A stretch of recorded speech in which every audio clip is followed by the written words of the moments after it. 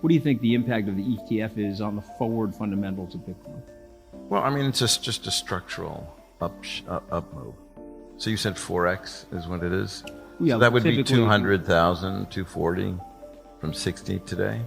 Yeah, 200,000 over the 18 months from the halving. Yeah, so I think that's reasonable. I mean, if you think about it, it's only, 3-4x? I mean, it's not that big a deal for Bitcoin and certainly for assets in this space. Yeah. I mean, historically, it's just the numbers are now getting really big, trillions.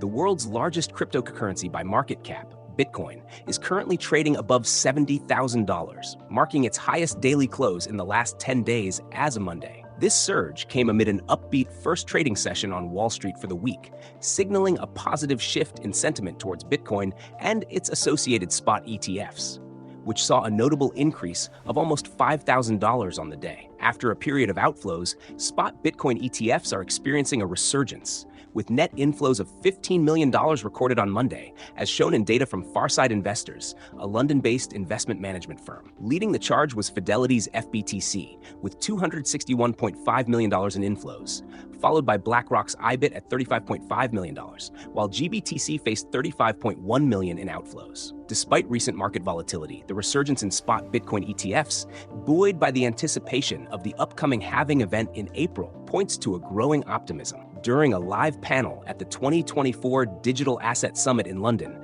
Skybridge Capital's Anthony Scaramucci and Dan Tapiero of 10T Holdings discussed their bullish outlook for Bitcoin and other cryptocurrencies. Tapiero, with over three decades of experience as a macro investor, heralded Bitcoin as the greatest asymmetric upside opportunity he's encountered in his career. His transition from traditional assets like the S&P 500 and gold to cryptocurrencies was facilitated by his grasp of the broader macroeconomic landscape and the diminishing value of fiat currencies. With major stock indexes significantly underperforming compared to Bitcoin, the shift to digital assets was a logical step for Tapiero, who has since remained steadfast in his new investment direction. This optimistic perspective is further supported by the favorable macroeconomic environment, including the anticipation of central banks reducing interest rates and ramping up money printing efforts. The unparalleled demand for spot Bitcoin ETFs, coupled with the forthcoming halving event,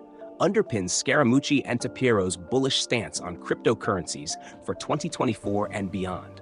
This segment of the discussion aims to present a compelling case for cryptocurrency investment in the coming year, urging viewers to engage with the content, share their thoughts, and subscribe for more insightful discussions. It's easy and sort of boring a little bit. I mean, the ETF, everyone's heard a lot about it, but it's, you've onboarded literally tens of trillions of dollars of value sitting in global equity accounts that can now just push a button and own Bitcoin. So it's as if Coinbase, in effect, overnight, added 100 million MAUs or whatever it is. And I think it's a very powerful trend. It's the first inning of it. I have, many investors, very sophisticated, tens of millions of dollars in my fund. And they've said to me, guys in their 50s, 60s, I'm not going to open up an account on Coinbase or Kraken. I'm just going to wait for the ETF. This is for years they've been saying this. I want to see it in my stock account. I want my broker to look at it. I mean, it's crazy, but it's the American investor's nature. And so I think it continues for a long time. And we haven't seen such anything that's been so concentrated from the demand side. It's like there's a little bridge, and the entire U.S. wealth management world is trying to cross this little bridge into the new world. Even if you don't understand it, it's the old Wences Casares idea, get off zero, which is to say that you don't understand it, you don't know what's going on here, but do you really want to have zero exposure? Why don't you just put 1% in, dip your toe? And so if everyone's dipping their toe at the same time, a lot of money. Right, and I think that's what's going on. There's a natural progression. People buy Bitcoin initially, they see it, hopefully it moves up, they have it in their account, maybe they forget about it, it's doing something, then they look at Ethereum, and then that's usually the next one. And then people start investigating the space more deeply. I had in 2019, so I chair the investment committee of a school, just, charitably. And it's actually quite a large endowment. And I convinced the committee to put 1% of the endowment. And it took me a while. And there's some very well-known people on this committee, and they're, running major banks. And, these are guys who've known me, for 30, actually more, 40 years. And they're like, Dan, we know you, we love this. Anyway, it took me 2 hours, and I had some help as well from another person to convince them to put 1% of the endowment and into Bitcoin and ETH. And we did in the first half of 19. The 5 million went to 58 million.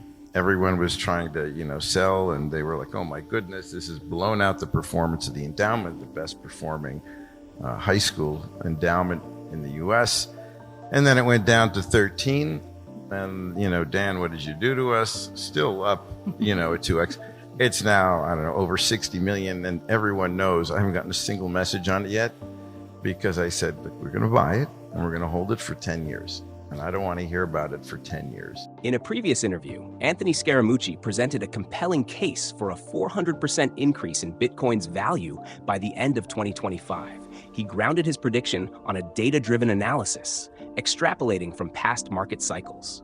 Specifically, Anthony suggested that Bitcoin's value is poised to quadruple from its price on the day of the halving. Speaking to Reuters, the former White House Director of Communications explained that if you take the price of Bitcoin on the halving day in April and multiply it by 4, that figure will represent its value within the next 18 months. At the time he initially shared this forecast earlier in the year, Bitcoin was trading just over $40,000. Based on this prediction, he anticipated a surge to $170,000 in the following year. Now, with Bitcoin's price exceeding $70,000, both Anthony and Dan Tapiero are adjusting their forecast, suggesting that the peak could reach at least $200,000 by 2025, and potentially even as high as $280,000, assuming market conditions remain stable. We invite you to share your thoughts on this bold prediction as we continue to provide more insights from the live panel discussion. I was in this ballroom in 1985. I was eating prawns. They were terrible. I was a student at the London School of Economics. I was living in Paddington. And to make a phone call to my parents, I had to call them on Wednesdays because that was like Prince Spaghetti Day. And so I had to call my mother on a Wednesday, let her know I was safe and blah, blah. And I had to get a phone card, and I had to punch in the numbers, and it was $5 a minute to make the call. And today it's $0 a minute. You're transacting with your bank, and I don't know what they're charging you, or maybe you have a lot of money in your bank so they're not charging you, but the average person is either unbanked or they're getting hit with a lot of fees. But over the Lightning Network or over the blockchain, like the phone system, it's going to zero. And if you don't see that, okay, but I want you to see it because that's where the future is going to be. The same way in 1985, the future changed as a result of the innovations related to the internet. In January, Robbie Mitchnick, I don't know if anybody knows who he is, but he was on the Bitcoin project at Blackstone. And I ran into Larry Fink in the Four Seasons Hotel, Al Marion Island in Abu Dhabi. And this was Abu Dhabi Finance Week. So this is probably November of 22, maybe October, something like that.